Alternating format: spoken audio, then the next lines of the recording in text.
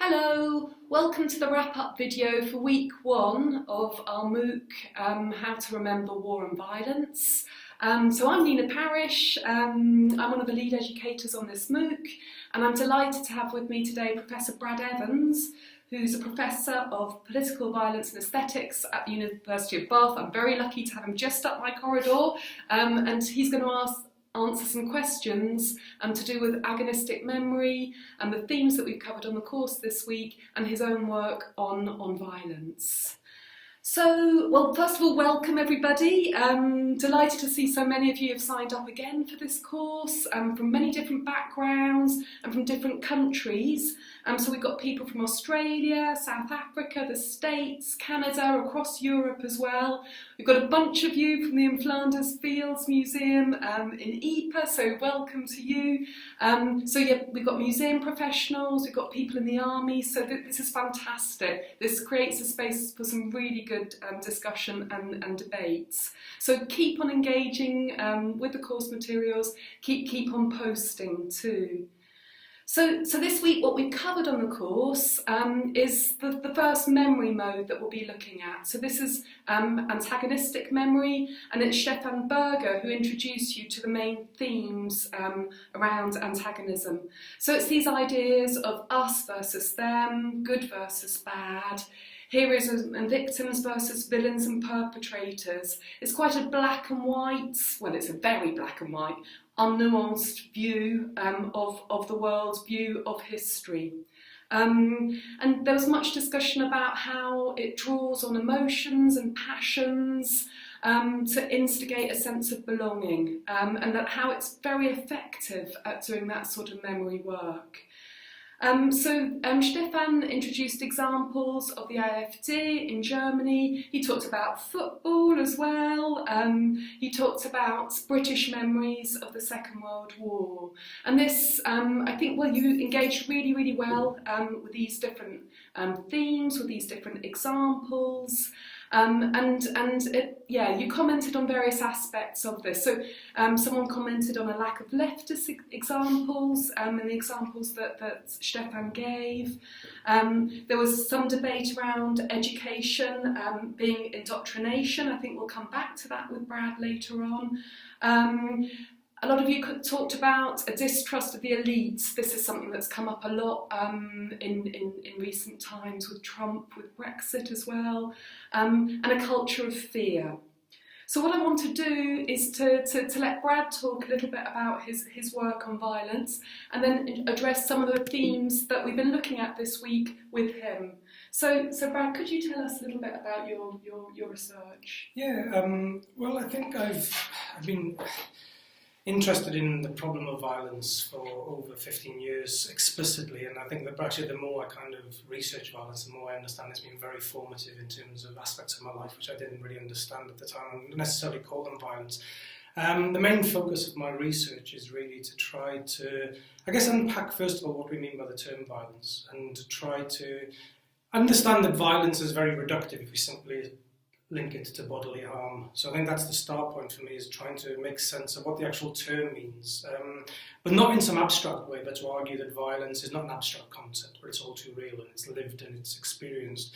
And the second point that I'm also very interested in is what we might call the politics of violence. And by that I mean not just simply taking as given something as political violence, i.e. terrorism or men on battlefields, but to look into the very politics itself around the naming of something as political violence, or why some things are named political violence, other things are not named political violence, but reveal a deep structure of oppression and indignity and so on. And for me, one of the main, I guess, understandings that I hope to bring to violence is to understand it as precisely an attack on a person's selfhood or dignity.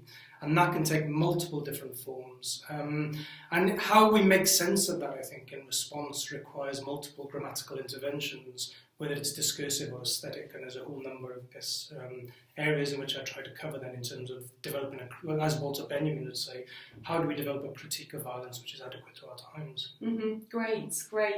So I suppose in relation to the MOOC, that this idea of naming political violence will be very much linked to how we remember political violence as well, and what is remembered as violence and what isn't remembered as violence. Well, I think all violence has a history. So it doesn't simply just appear, or we find, certainly in terms of most of the studies on violence, there's very little actually random violence. Most violence is planned, mediated, calculated, and violence, then all violence has a history in one way or another, and how we understand that history of violence, I think, or what I prefer to term the histories of violence, because the history is never linear, it's always complex and it's always multiple. How we understand the complex histories of violence, to me, is integral in terms of how we understand what Foucault called the history of the present. So I think that's to me, understanding the historical process is absolutely essential. And as you mentioned, an integral element of that historical process is precisely the politics of memory and the contested politics of memory within that. So. Yeah, great.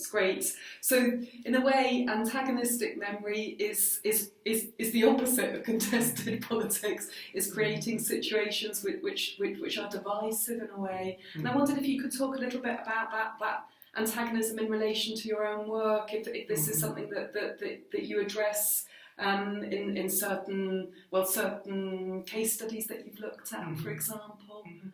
Yeah, well, I think we know there's this 20th century narrative, which kind of begins with the work of people like Carl Schmitt, when they argue that politics is all about friends and enemies, and this idea that the political itself then, and I guess it goes right throughout most modernist thought, or we might call dialectics, where there's this understanding of the self and the other, the inside, the outside, those who belong, those who don't belong, the authentic, the inauthentic, and it kind of filters all through modern politics, the beautiful, the subtle, the ugly, but we know life is doesn't operate in such binaries, but still we cling to this because it gives us a very clear reductive self, a sense of security, not just security in the self, but secure in truth and in knowledge. And that was a dominant understanding of the political through the 20th century. I think that model did start to break apart in terms of, the advent of the complexity sciences, the thinking about life as being much more complex, much more, I guess, multiple in terms of its identities, in terms of its affiliations, in terms of precisely its antagonisms as well. The antagonisms were not singular and reductive. What, of course, we see in the world today now is almost like a backlash against that, such that you have the revival of certain myths around reductive notions of antagonism again. Nobody mobilises that better than Donald Trump, and his very clear, distinctions that he makes between the self and the other, and truth and untruth. But we know, of course, politics is never like that. But I think one of the dangers we're also kind of seeing actually is almost like a kind of a liberal dialectical counter to the likes of Trump, which can be equally puritanical. So that can also play into that kind of reductive antagonism, which I think is also dangerous. And I try to deal with that in much of my contemporary work. So. Great, thank you. Brad, I know you've worked a little bit on 9/11, quite a lot on 9/11, and I think this is an event, and the reaction to this event is something that will interest the MOOC participants greatly. Could you tell us a little bit more about the work you've done there?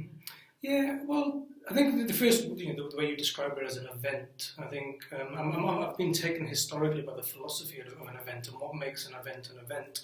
9/11 was clearly an event for the Western liberal consciousness, and I think it was a profound event in terms of shaping how we understand the vulnerabilities of the world and our own vulnerabilities in the world. What I was interested in with 9/11, however, was to try to move beyond the narrative that 9/11 was somehow something exceptional.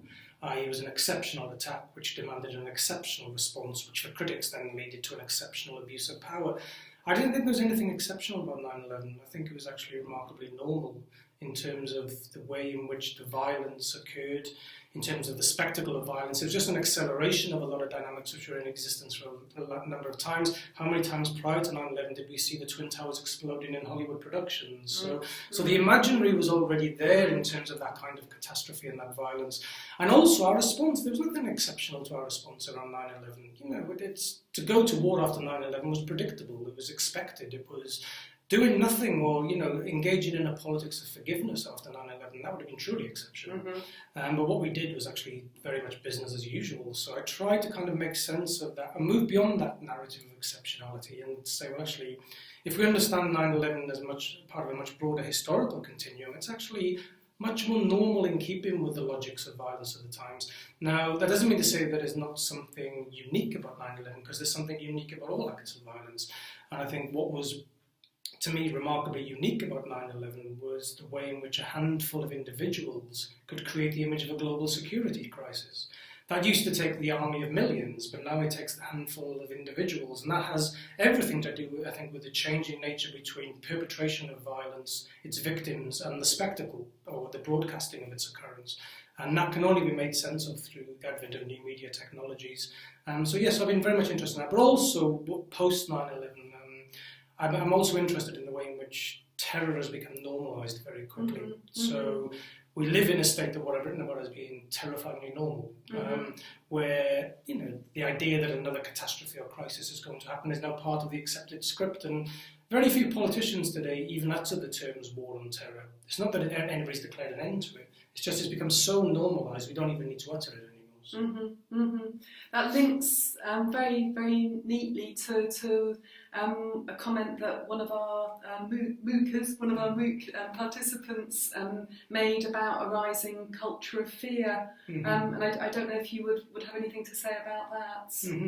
Well, I think the politics of security which has taken place post 9/11 governs through fear. So it governs through the politics of everyday fears. And I think, again, it's the politics of everyday fears in which, and this is a point I've tried to make, follows on from kind of the work of Peter Sloterdijk, who argues that terror is not the fear of the unknown, it's the fear of what is known intimately. So the fact that a subway train could be turned into a bomb, so it turns what is taken for granted into the source of anxiety and insecurity. And what post 9/11 we have seen is precisely the governance of that fear and through that fear in the name of a certain ideal of security, liberation, freedom.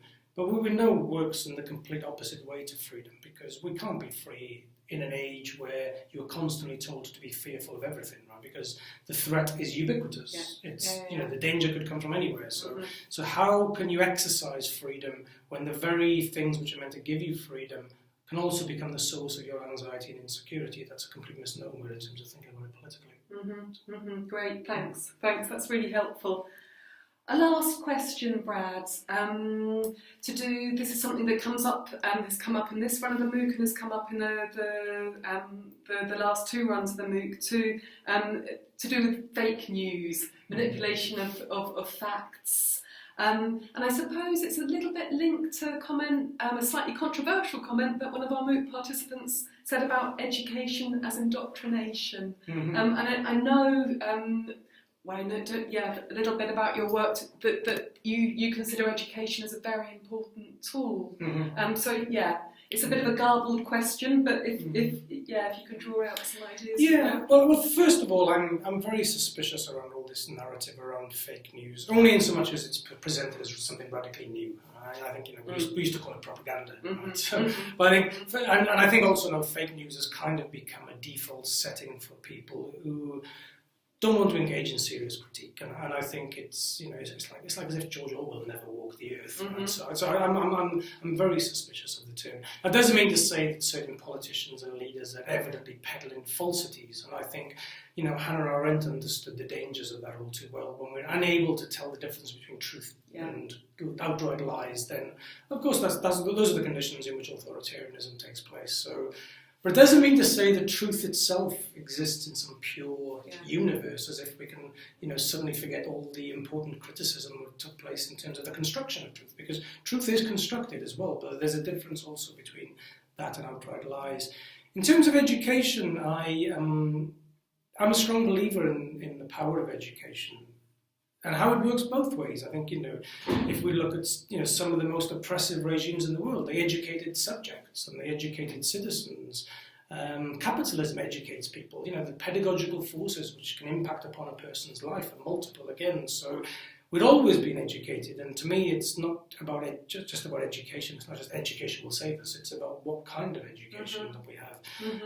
I think for me, in terms of when we think about, what does education mean, to me it's about learning the skills, or at least bringing power into question, or having the capacity at least to speak truth to power. Now, how we develop those skills, of course, requires, I guess, an understanding of what criticality might mean. But I certainly am not somebody who believes in the imposition of an educative model. I do start from the presupposition that every single form of education is political. So all forms of education is a form of political intervention. Whether you're studying physics, somebody has to decide whether you study physics and it leads to the justification of the atomic bomb. Right? There's an education in that, in so much as you might strip out the politics, and that is part of the educational paradigm. So education is always a form of political intervention. What to me matters is how we kind of recognise the voices of those who don't necessarily have a say. And I'm in that sense, I'm very mindful of the work of Paulo Freire and his work on the pedagogy of the oppressed. And to me, education, it's, even the so-called most uneducated people in the world are not empty vessels who have no understanding or appreciation of the world. And if we want to understand the abuses of power and violence, maybe it's with their voices we need to begin with, first of all, and let them speak truth to power, and for us to learn from them as much as we can engage in conversation with them. So in that sense, I think education has to be a reciprocal conversation, not an imposition of a model. Great, thank you. Brad, thank you so much for taking the time to talk to me today. So that's the end of the wrap-up video for this week. Next week you'll be learning all about cosmopolitan memory, and so we'll be addressing some of the lack of nuance in antagonistic memory, but also looking at some of the critiques of this cosmopolitan memory model too. So keep posting, keep looking at the different various activities, and we'll see you next week. Bye.